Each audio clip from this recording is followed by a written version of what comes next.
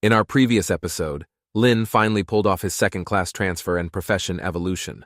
Not only did his stats shoot through the roof, but his skills got a serious upgrade too. Some fused, some evolved, and a few brand new ones unlocked.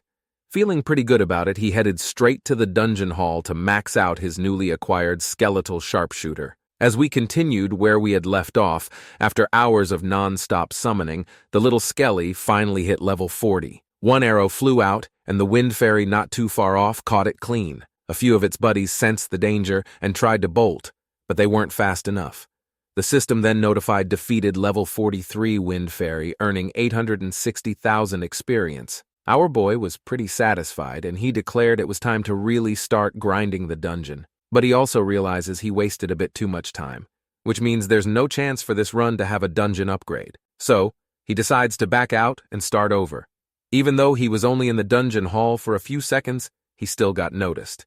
People start whispering. Some are surprised while telling everyone that Divine General Lin just came out, and before they could turn around, he was back in. A few folks wondered aloud, asking, since Lin already had his second-class transfer, shouldn't he be clearing this dungeon much faster? Some agrees, saying it shouldn't be much of a challenge for him.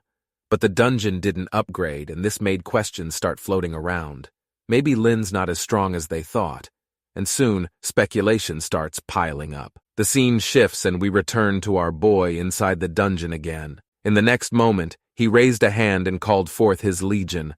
Skeletons rise from the ground, and at his command, they charge out in all directions. Meanwhile, a map of the dungeon begins forming in his mind, and every unexplored spot starts getting revealed. Meanwhile, he's a bit surprised, thinking this place is bigger than expected. Still, the monsters along the way are no match for his skellies. Pretty much everything got one shot, and the skeletal sharpshooter especially proves itself.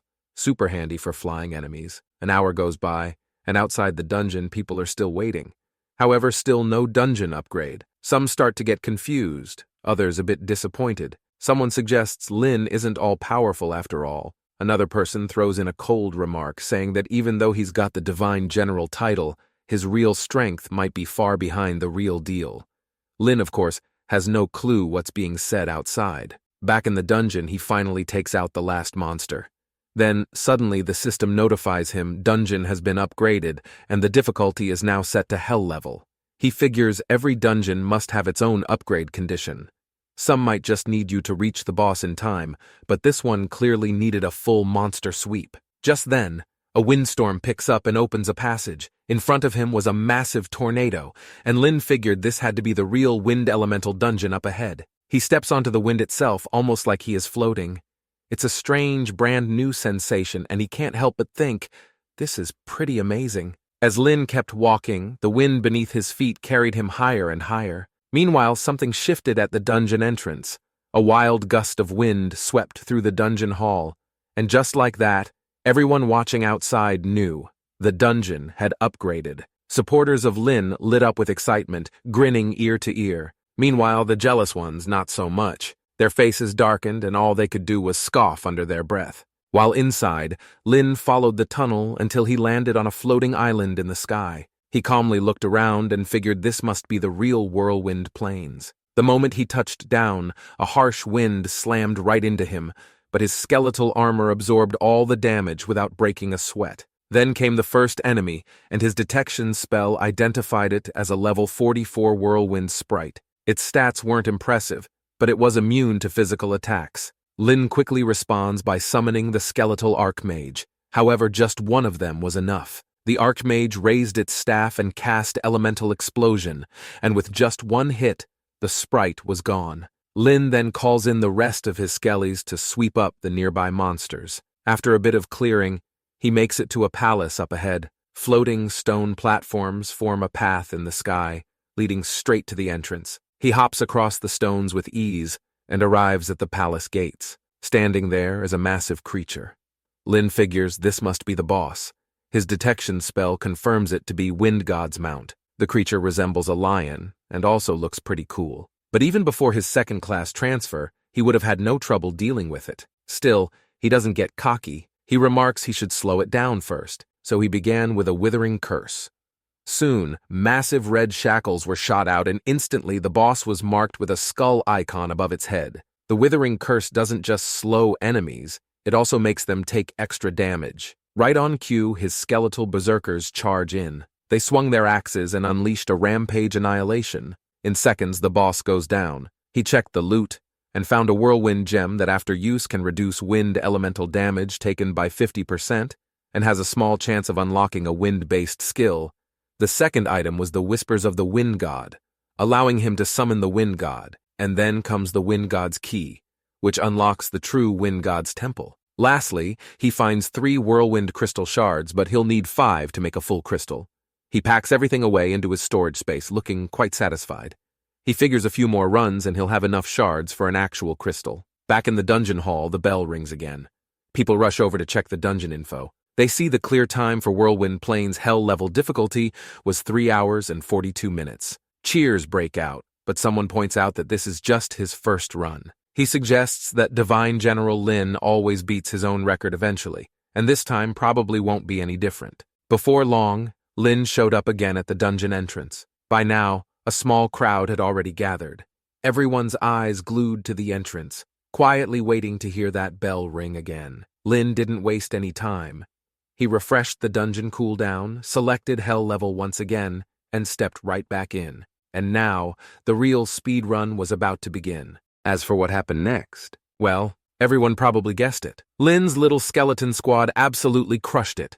The army tore through enemies like paper, and before long, he was back at that familiar passage. He calmly stepped onto the current, rode it up to the floating island, cleared out the nearby monsters, and once again stood before the palace. Grinning, he looked at the final boss and even gave a casual nod, as if greeting an old friend. A few seconds later, the boss was taken down. Then came the bell, loud and clear, echoing through the dungeon hall, indicating a new record had been set.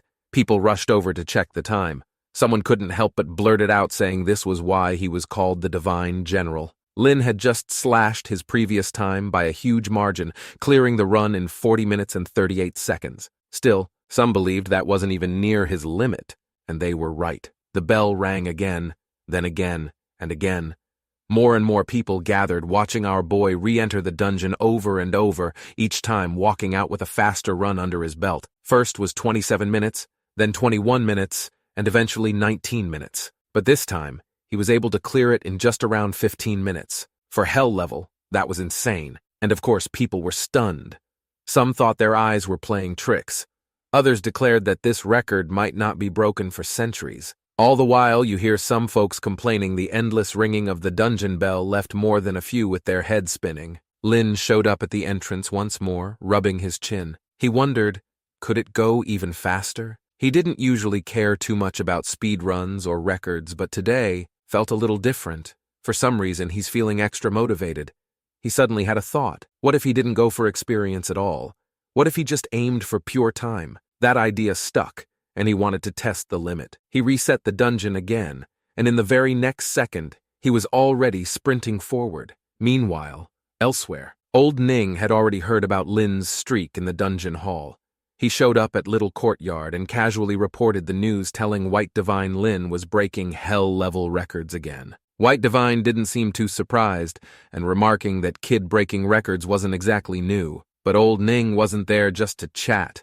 His face turned serious and wanted to say that this time, it was different. Then he asked the others if they remembered someone from over 600 years ago. Meng Anwen was the first to respond. He gently set his teacup down and asked if Ning was referring to Elder Zhang Yi. Ning nodded, saying that's right. Zhang Yi, who was the former head of Xiaojing Academy 673 years ago. A level 98 divine radiant swordsman with dual talents and dual profession evolution. Back then, he was the one most likely to reach the supreme divine level, but just the mention of his name shifted the mood. Everyone fell silent, the weight of memory setting in. That year, Fortress No. 9 had faced its greatest battle. From the abyss, 100 demon lords emerged. Humanity was on the edge of collapse. Meanwhile, they had only 20 divine-level professionals. However, Elder Zhang Yi had stood alone against half of the enemy force. He didn't just hold the line, he actually slaughtered over 30 of them on his own. Meng Anwen let out a sigh and recalled how that battle later became known as the Foundational War. The tragedy, though, was that Elder Zhang Yi had fallen during the war. Still, Because the demons never discovered his death, they hadn't dared to make a move for hundreds of years. But old Ning, as the current head of Xiajing Academy, knew something no one else did. He revealed that, before Zhang Yi fell, he returned to the academy and sealed all of his power into a secret realm, and that very secret realm was actually hidden deep within the dungeon hall. He adds that there was a condition attached to reveal it, and it was a rule set by Zhang Yi himself. White Divine realized this must have meant Lin had triggered that requirement. Old Ning nodded, then raised his finger, and soon a projection appeared in front of them. The rule, he explains, is clearing a hell-level difficulty dungeon in under 10 minutes. However, for hundreds of years, no one thought this was even possible. He then points to the image saying Lin's latest time turned out to be 8 minutes and 1 second. As the scene shifts back to our boy, by now, he has just stopped his timer. He checks his communicator. It reads exactly 8 minutes and 1 second. He looks satisfied, figuring this might be the fastest he can go. But then he notices something strange because an entrance to a secret realm suddenly appears in front of him. Before he wondered what to do, he heard his teacher's voice. White Divine quickly explains that the secret realm belongs to none other than the former academy head from over 600 years ago. He says no one has ever entered it before, and not even he knows what's inside. There could be fortune, or perhaps danger. So he tells our boy it's up to him to decide. Lin is caught off guard at first. This was something even his teacher didn't understand. But the thought doesn't scare him. If this was a place left behind by a senior who fought for humanity, he declares that it couldn't possibly be meant to harm future generations. And then he takes a deep breath and steps in. Since this was Zhang Yi's secret realm, Lin quietly decides to call it the Sanctuary of Yi. Inside, the realm feels oddly peaceful. Rivers wind through the land, mountains rise in the distance, trees sway, and animals roam. At first glance, it all looks natural. But Lin keeps his guard up, moving forward carefully. But all of a sudden, a sword comes crashing down from above. Lin quickly leaps back, dodging just in time.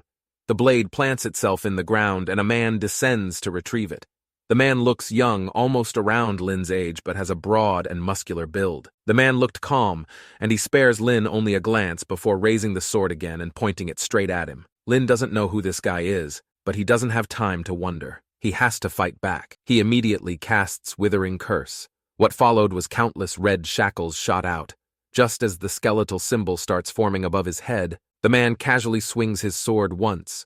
A single wave of sword energy slices through the air, shattering every shackles. At the same time, the man charges towards him. The guy was fast, way faster than Lin expected. Meanwhile, the man also appears to be casting something mid-charge. Lin recognizes the danger and prepares to counter it. He raises his hand and summons his soul flame, one of his deadliest tools that he never had the chance to use after it got an upgrade. At that moment, something shifts in the man's expression. For the first time, there's a flicker of surprise in his eyes. Soul attack skill? He mutters. In the very next second, the green flame dropped straight onto the man's head, and he hadn't seen that coming. Instantly, pain flickered across his face, and in that moment, his sword aura exploded outward. He triggered a skill called Sword Energy Swamp. It wasn't just a defensive move, it was also a massive AoE skill. Waves upon waves of sword energy surged out, dense like rain, slicing through the air in every direction. The soul flame got snuffed out instantly, but the sword energy rained down like a storm, each strike clashing against Lin's skeletal armor. Sharp clinks echoed with every hit as Lin was forced back by every impact.